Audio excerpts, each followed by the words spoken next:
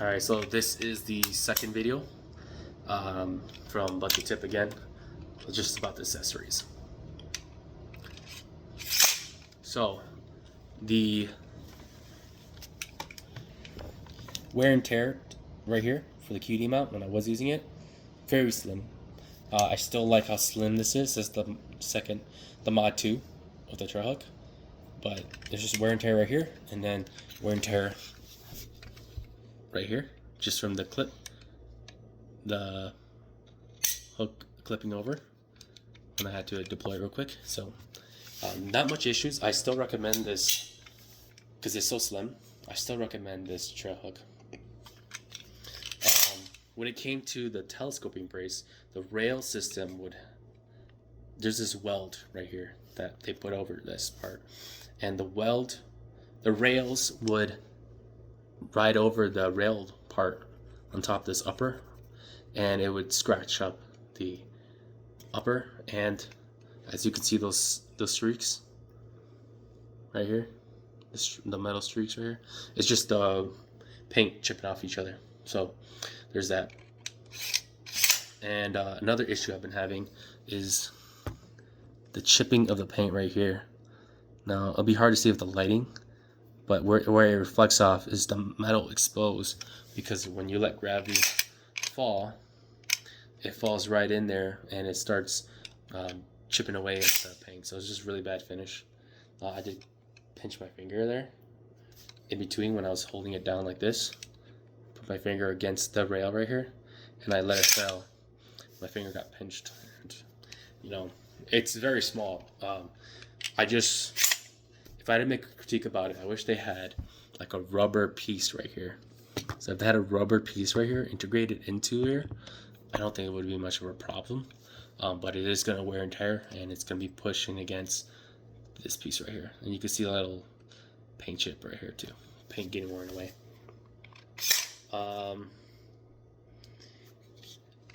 Leaf sporting lower, there is a small little, you can hear it, very small, you can see it too, just look at the pins right here,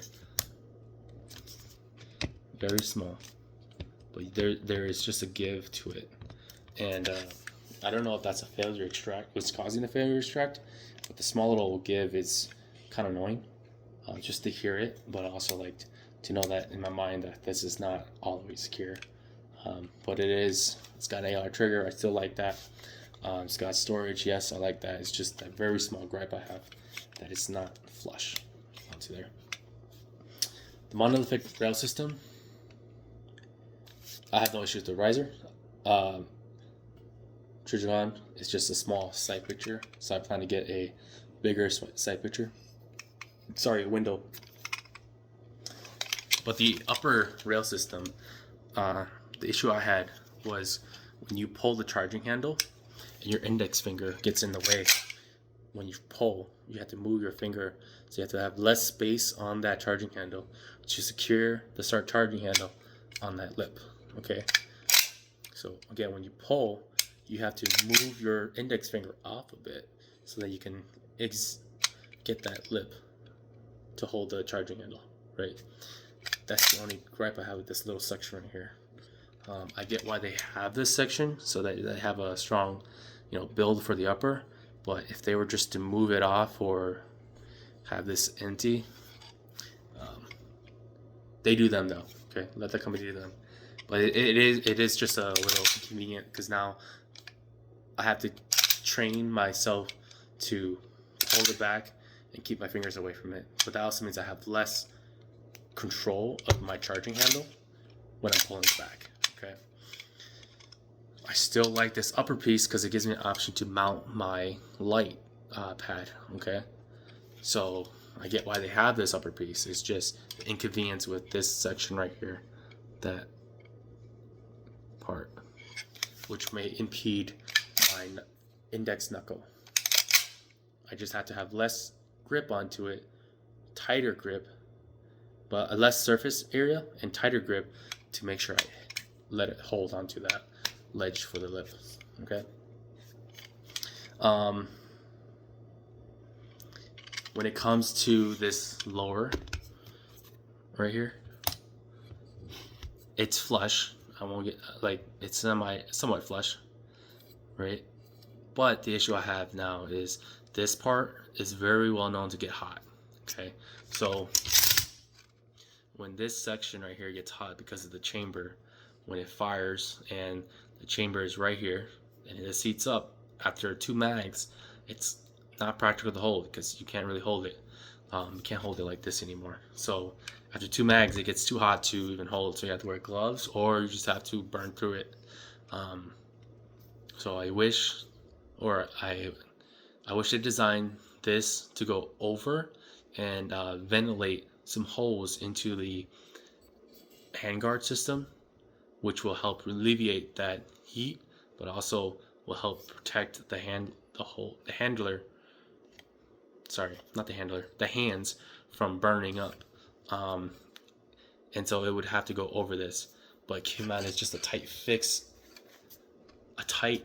fit with the metal on metal. But that's why I loved the PMAG lowers, because they went over in this plastic, and then P-Lab had an integrated hand stop right here, so you had to purchase one.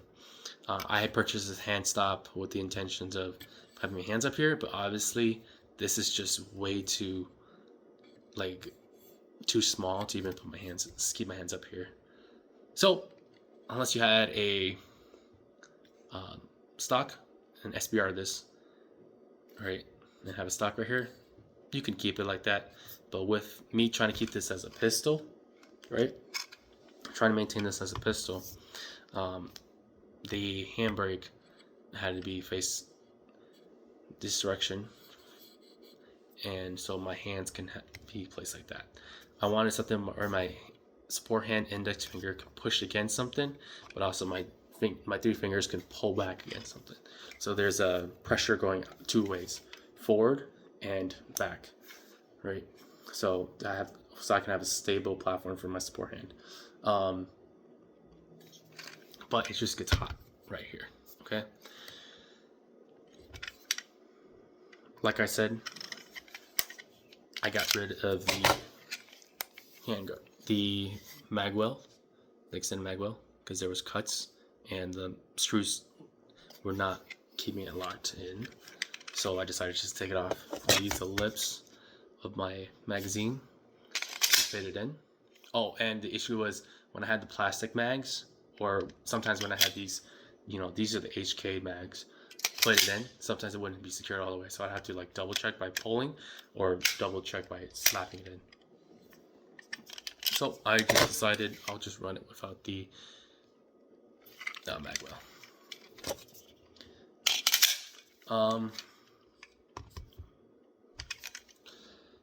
The sling, I had this because originally this sling I would put through the holes right here, no problem.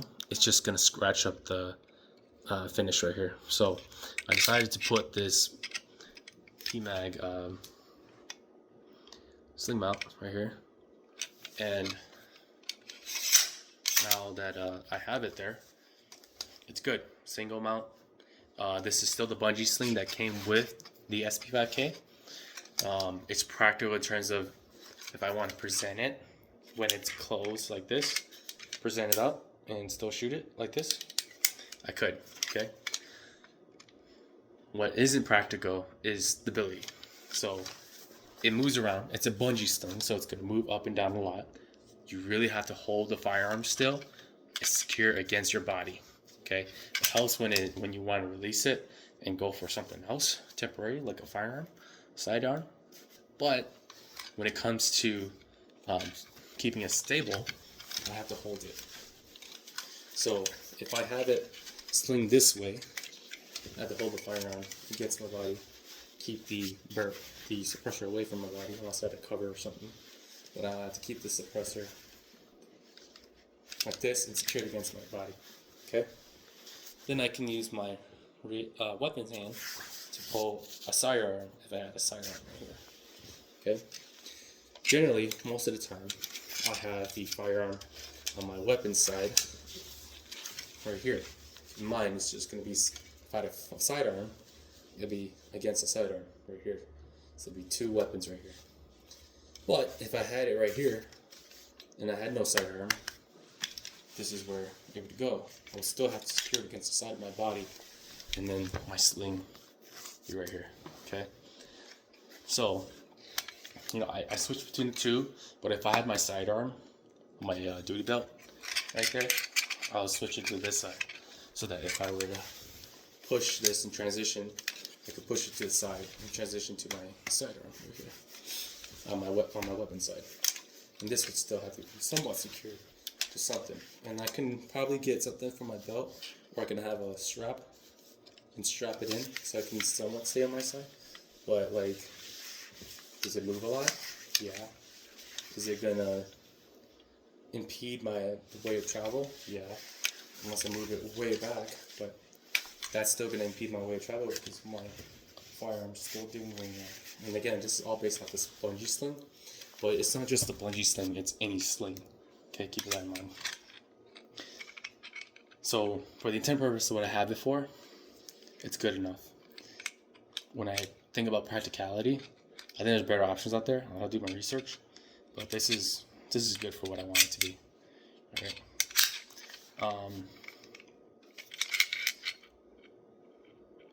80-degree locking piece. I don't know if that made any difference. It's recommended for the K model and the suppressor, but I don't know if it made a difference in helping with the extracting the rounds. Because my buddies still had issues. Some of my buddies still had malfunction issues. I hadn't run into any malfunction issues, and it might just be the rate of fire. I think they were just firing it too fast, I guess. But this is supposed to be a submachine gun, you know. Not saying that this is a submachine. It's still a semi-automatic, but it's supposed to be able to withstand automatic fire. So I don't know why it would get, if you pull it too fast with the trigger and you pull it for every single round, right? For a semi-automatic pistol, why is it getting malfunctions? So I don't know what's going on with that 80-degree locking piece, but I did get it. And I did get the high-end model, the HK 80-degree locking piece. So there's that. Going forward to the Omega 9K suppressor. You got, this is only after a couple, like 1,500 rounds. Paint is wearing right here on the edges. This happened on the first day at the range. I don't know why it started wearing, and I can't really think of anything that hit on which would have made it come off, because I put it on the table just to cool it down.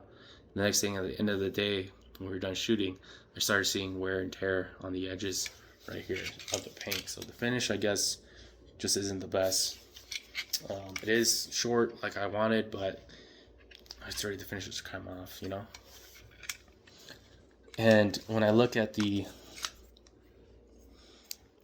scratches, very, you know, it's not, scratch is very easy to make, metal, but it already scratched up the tri-lug adapters on the edge here.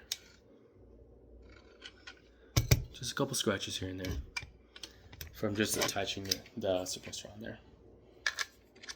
Is it the end of the world? No, but it happens. So it's something I want to address in this video. So these are my gripes with the accessories. I'm not saying any of these gripes are bad for the firearm, because it's all about being flexible with the modernization of this firearm. Again, the only thing that's authentically the HK was the bulkier group and the upper. Okay, that's the only thing that's pretty much authentic, but everything else has been swapped out to third-party aftermarket accessories, which, don't get me wrong, makes it better, so much better than the HK. Just minor gripes here and there that I had, and I wanted to address them in this video. Other than that, am I glad I had this? Yeah. It's in my fun gun? Yes. Does it run through ammo like crazy because it's 30 rounds and it's, you know, I lose track. Like with this trigger group, I lose track of how much ammo I'm using, and I'm like 500 rounds later, I'm like, Dang, I think that's a day. You know, I call it a day. So, you know, in terms of my intended purposes, it's there. Like, this is what I wanted for my PCC, but also like my, what you consider a bag gun, right? For the events of a compact, right? Compact, small, integrated pistol caliber carbine firearm, right? And then what makes sense for me was getting a riser to help with that sight alignment, right? Like, my head's neutral. I'm not having to dig in there like my iron sights. I have to dig in there to find it. But if I have the red dot, my head's still neutral. I'm still up. I'm not snucking down. My head's still up. Small tilt. If I want to tilt it a little bit to the right to get it more centered in my eye, I could. But then I have to now account for the trajectory of that off alignment from my barrel. And so it just makes sense to tilt a little bit to get that sight alignment in there. Riser's the best thing to get in terms of what I wanted, but also still not too big, not too bad on that. Red dot, maybe improvement if I got a bigger sight window, bigger window, and a bigger, maybe a closed emitter optic, just because I don't like objects falling into my red dot. So, but does this work? Yeah, this RMR still works. So these are my gripes. These are what I want to address in this video. My small little things about this. And I just want to clarify, like, this is still an amazing build. Okay, still compact, right? Like, look at that. This is my pillow. It's still smaller than my pillow, right? Okay, if I take off the suppressor, and you know, so, and it still fits in my designated bag in the event that I need it to be a bag gun. I just need to take off the suppressor, right? So that is pretty much my build. Still looking for a light. That's it. It's fun, and it's a video of me shooting it. I shot 10 rounds.